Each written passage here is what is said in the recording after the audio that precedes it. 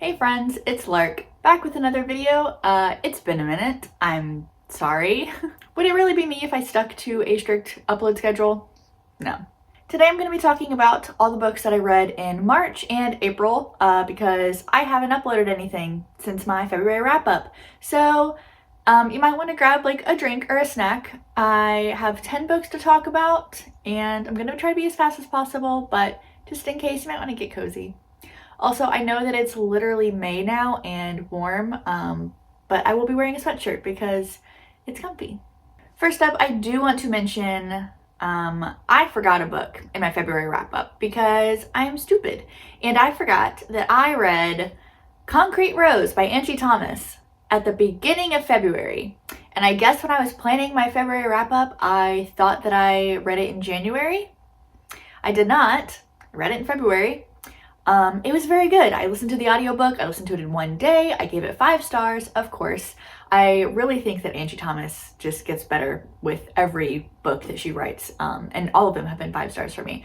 But if you don't know, Concrete Rose follows Maverick Carter, who is the father to Star Carter, which if you haven't read The Hate U Give, she is our main character. So this is a prequel, and we follow Maverick as he finds out that he has a son, and just kind of going through the process of deciding whether or not to like stick to gang life, leave gang life. He has a son to think about now.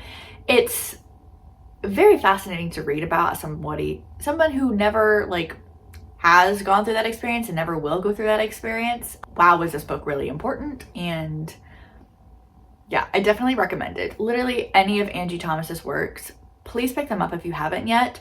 They are so good, so important, so thought-provoking, and just incredible to read. On that note, let's go into the books that I actually read in March. So the first book that I read in March was Deal with the Elf King by Elise Kova. I read this on my Kindle, but I was in a book slump. You can blame A Court of Silver Flames because I enjoyed it very much, and then I didn't want to read anything else. So it took me a bit to even get to any books in March. But I just wanted something kind of like light, you know, not super intense. I wanted a fantasy that I didn't really have to think too hard about. I just wanted like a little bit of romance.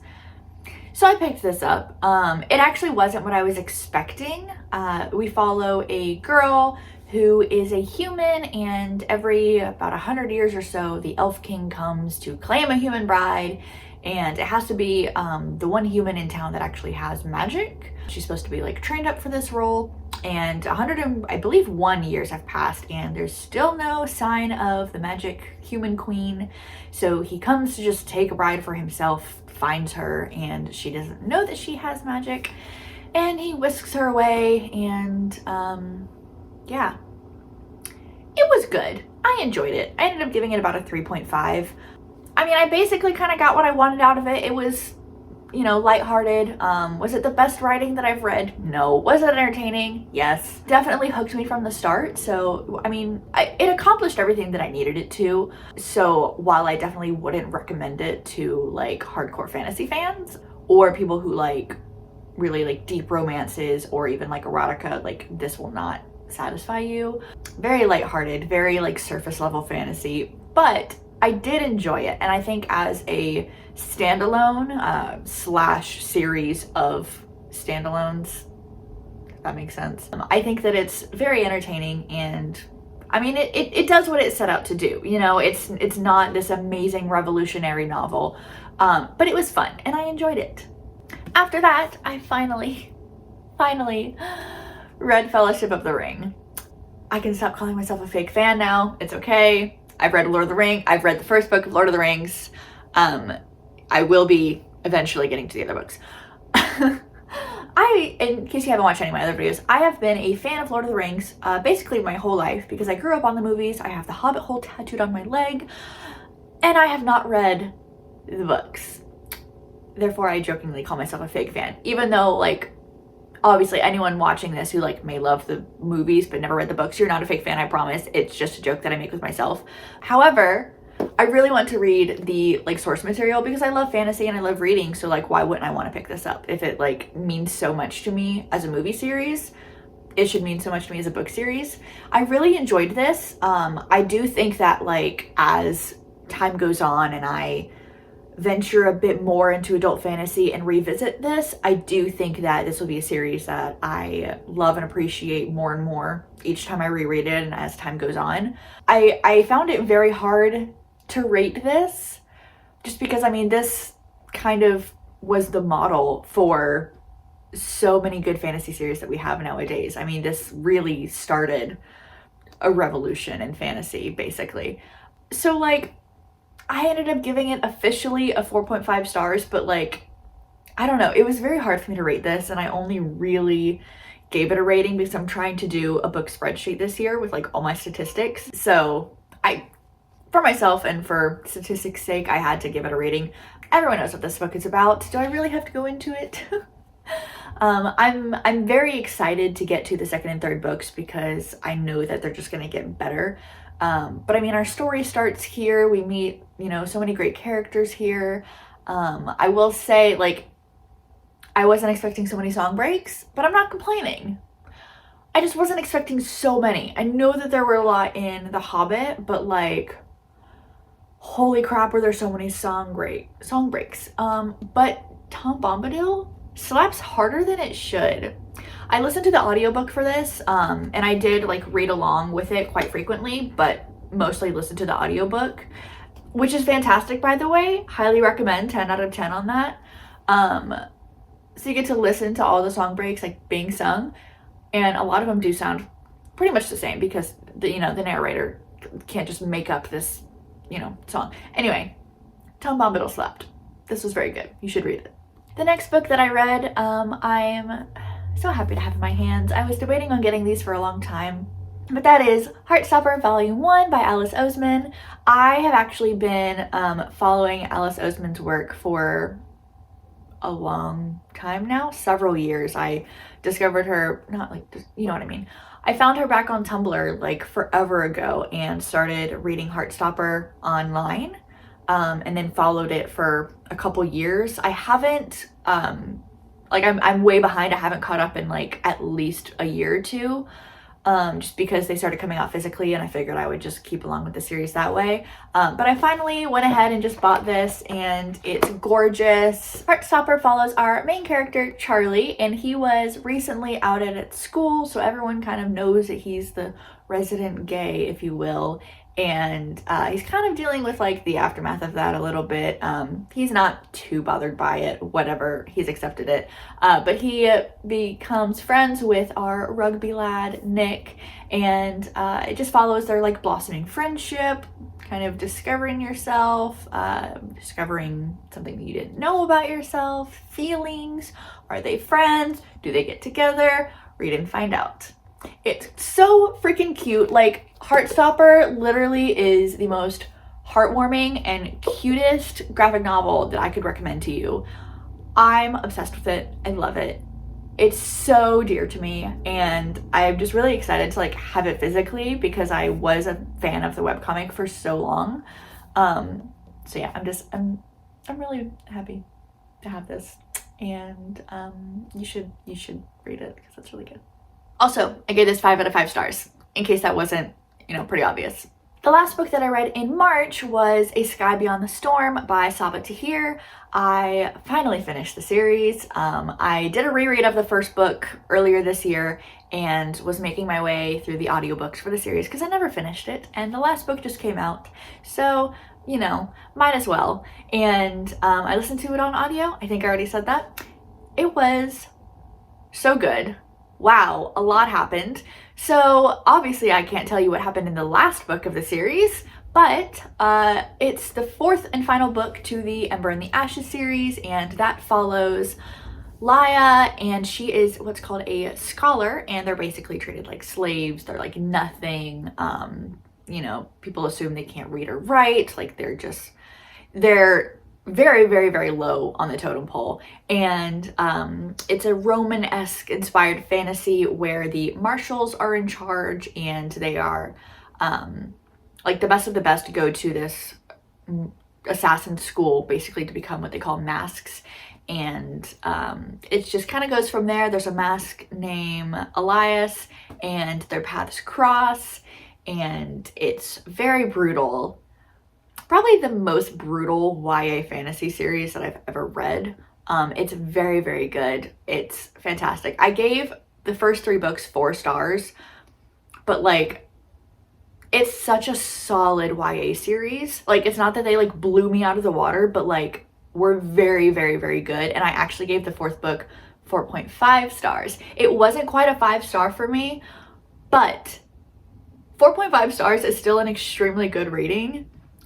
It was so good. So much happened at the end, and I was just sitting there listening to it like, what?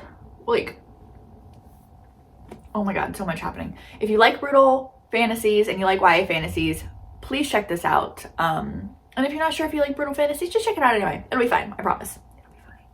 After that, once I got into April, I really needed a pick-me-up. I wanted something light and fluffy after all that death.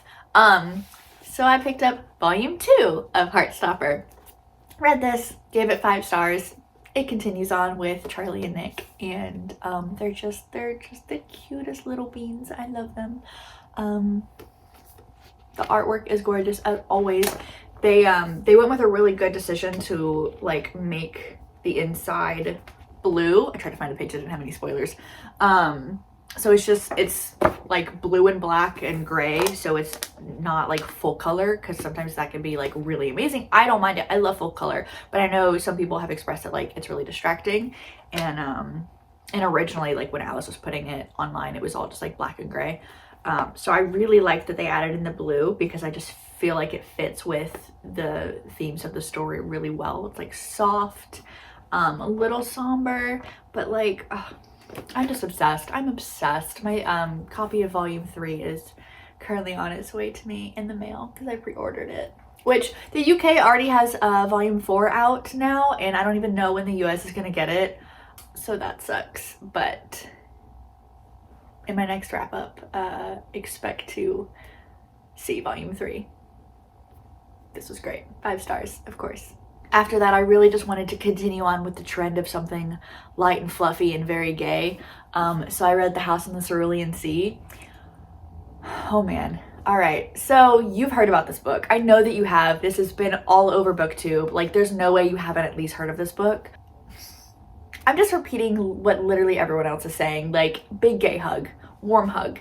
It's amazing. I don't even like kids, and like, I was obsessed with all the kids in this book. All of them. They were so freaking cute, and I just want to live in this book. I want to live in here. And we follow our main character, Linus Baker, and he works for the department in charge of magical youth. And he is a caseworker. He goes to different magical orphanages, make sure that they're running okay, making sure that like the master of the house is like treating the children okay, that everyone there is safe. And because his reports are always so thorough, the extremely upper management decides to send him on a extended task to go check out this orphanage for an entire month to live there, because it is a like level 4 classification, and there's like very dangerous children there, and they want him to just go check it out, make sure that everything's okay with the master of the house, make sure everything's okay with the children. And it's so cute. Ugh. Like the children, we have Lucy, who's like the Antichrist, the son of Lucy. Like, his name is Lucifer, but Lucy for short. Son of Satan, basically. We have like a wyvern kid. We have a little girl who is a gnome, and we have like a blob. We don't even know what he is. He's like a blob, but his dream is to be a bellhop. There's like more children, but oh my god.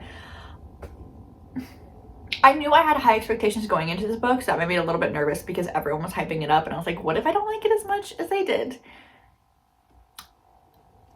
Didn't have to worry. This was so freaking good. 5 stars. 5 stars. I was not over this. I just wanted to reread it as soon as I finished it, and I actually started reading it physically, but then I switched over to the audiobook, and that was a great decision. Not that reading it physically wasn't good, but like the audiobook was so good, and like the voices that the narrator did for all the different kids, it just really like enhanced my reading experience. So I would definitely recommend that because it really brought the story to life. Please read this.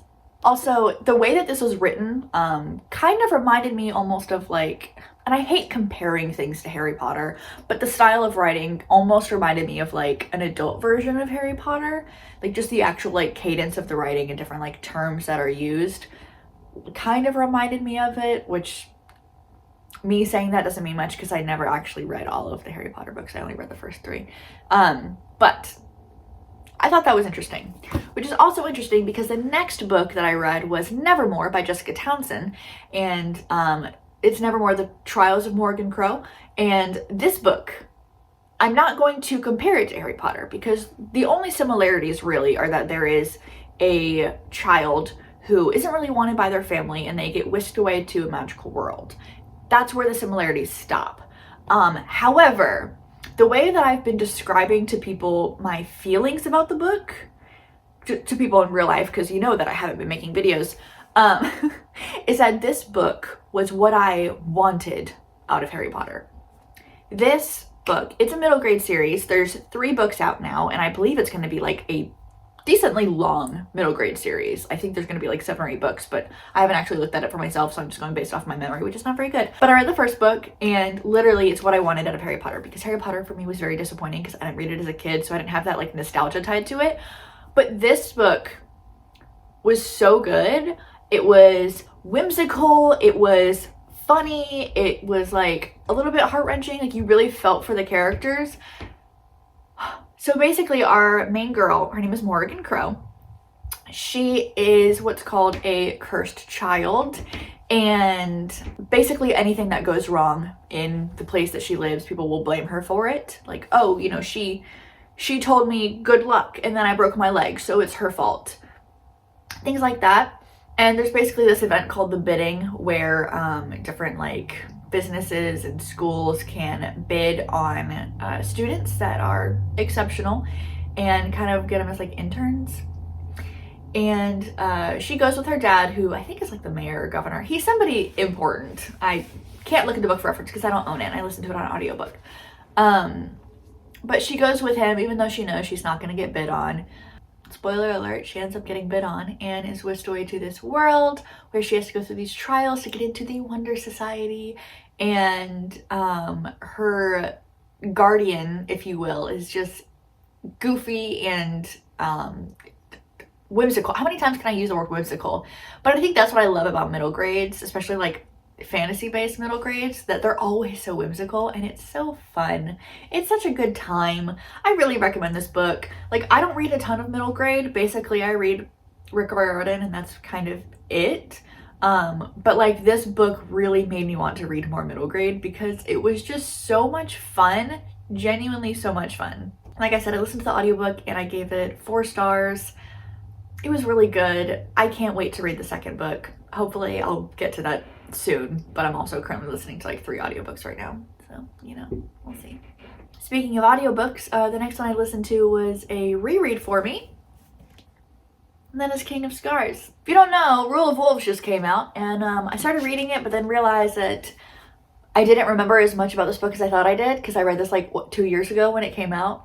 So I wanted to reread this to really immerse myself into the world, because I probably could have gotten through Rule of Wolves fine, but I was finding it hard to like get into it just because there was kind of a lapse in my memory. So I reread this and it was wonderful. Of course, I love Nikolai. I'm obsessed with him. When I first heard that Leigh Bardugo was writing a Nikolai duology, I just fell in love already before I even read it. This book, I feel like a lot of people didn't really like this book when it came out and didn't appreciate it for what it is because it is not like her other books. I read Six of Crows first and then I read the Grisha trilogy in preparation for this coming out, and then I read this. This is not like Six of Crows. Excuse me. They're mowing the lawn. I'm so sorry. We might just have to suffer for a moment. Anyway, this book is not like Six of Crows. If you loved the action and the fast pace of Crooked Kingdom, don't expect that from this book, because it is not. This is a slow political book, and I adored it. But you have to know that going into it, because if you go into it even thinking that it's going to be similar to Crooked Kingdom, you're going to be let down, I promise. This is not that book. But this follows Nikolai after the events of Crooked Kingdom. It's been like a year or two. It's hard not to spoil this book because, like, you have the Grisha trilogy, which came out first, and so, you know, there's spoilers in that, and then Six of Crows, so there's spoilers in that, and then there's this book, because you have Nikolai, Zoya, and Nina as perspectives, and that's all that I can really say, because everything else is a dang spoiler. So obviously, don't read this book if you haven't read, at the very least, the Grisha trilogy, the Shadow and Bone trilogy, but also, like, you basically have to have read all 5 previous books to really, like, understand this and not be spoiled for anything, because this whole book is a spoiler for both series. Yeah, I give it 5 stars again because it's wonderful. The narration was really good. I believe it's the same narrator who did Inej's narration in the Six of Crows audiobook, I think. Either way, it was fantastic. 5 out of 5 stars. Highly recommend. I very much enjoyed my reread. I'm very glad that I did the reread of it, because now I'm currently listening to Rule of Wolves and very much enjoying it. So look forward for that. And the last book that I read in April was also a reread, actually, but not an audiobook this time, surprisingly. Throne of Glass. I am trying to do a reread of the series because I actually never finished it. I only read the first 4 books. So I'm going back and rereading the first 4 books, and I'm going to complete the series because I haven't, and I really want to because I know that I'm just going to love it. And this was my 3rd time reading Throne of Glass, which, if you don't know, which you probably do because it's very, very talked about series, we follow our main girl, who is Selena Sardothian, and she is like the most well-known and most skilled assassin in the kingdom that she lives in. And we open up to her getting taken out of the slave camp that she was at. She was supposed to die there, but after 13 months of being in that camp, the crown prince actually takes her out because he wants her as his champion for this competition that his father, the king, is throwing, because the king needs a champion. So there's like over 20 contestants, and she has to do a bunch of different tests and trials to try to see if she can become the champion, and then she'll work for the king for a couple of years and eventually, hopefully, earn her freedom. I love the series a lot, so I'm very excited to finish it. I did give it a 5 out of 5 stars. Again, because I can't not. Like, this is just a comfort read now, because this is my 3rd time reading the first book. Very excited to continue on. And to close out the video, I briefly want to go over my DNFs, which I don't think I did last time, or if I did, I don't remember. Or maybe I just didn't have any DNFs last time. I don't know. I have been slowly trudging through a reading slump, trying my best to get out of it, so I have been very quick to DNF lately, or I've been trying to. So the first DNF, I actually wasn't expecting to drop, and I got 65% of the way through it, and that is A Closed and Common Orbit by Becky Chambers. If you've watched my other wrap-ups, I believe it was my February wrap-up where I listened to the audiobook for The Long Way to a Small Angry Planet. That was actually a reread for me, because the first time I read it, it was fine. It was okay. I was kind of disappointed. But when I reread it and listened to it on audio, I loved it so much. Like, I appreciated it way more, and I was looking forward to reading the entire series. And then I was finding it really hard to get into this one. I was planning on finishing it though, but it was taking me forever. I was about 65% of the way through, and then Scribd got rid of it, and I decided, you know what? That was okay, because I was debating dropping it anyway. So I let fate decide that one, and it wasn't bad. It follows one of the characters that we meet in the first book.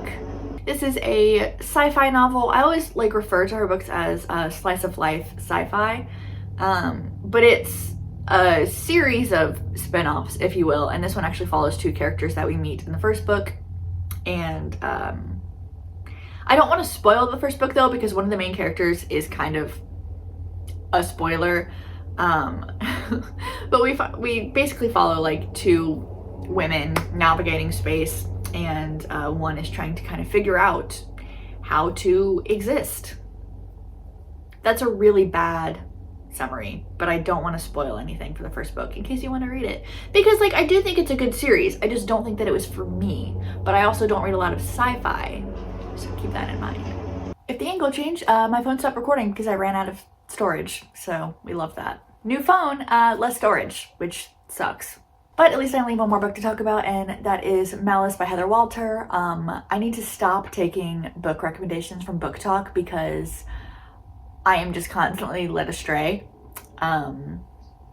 Yeah, that's basically what I have to say. I was really excited about this because I love Sleeping Beauty. I love that story, and Maleficent is my favorite character ever. And I knew that this wasn't like Maleficent specifically. I just knew that it was a retelling of Sleeping Beauty, but like sapphic. And I was like, that sounds amazing. And the reviews were really good, and I was really excited about it. And then I started reading it, and I got 35 pages in, and I was bored. And I didn't care. I was like, you know what, this might get better. I'm not enjoying myself. I'm not putting time into this because I'm bored. And I know that 35 pages is not a lot, but if you can't hook me at all in 35 pages and I'm bored, I'm not gonna keep reading to see if it might get better. I don't care. You lost me. I'm sorry. Yeah, maybe this book is for you. It wasn't for me, I think. I guess we'll never know. Yeah, but that's all the books that I read in March and April, and the 2 books that I DNF'd, and hopefully I will start uploading at a semi-regular schedule again. If you made it to the end of this video, congratulations. I hope that it wasn't too long. I guess I'll know after I edit it.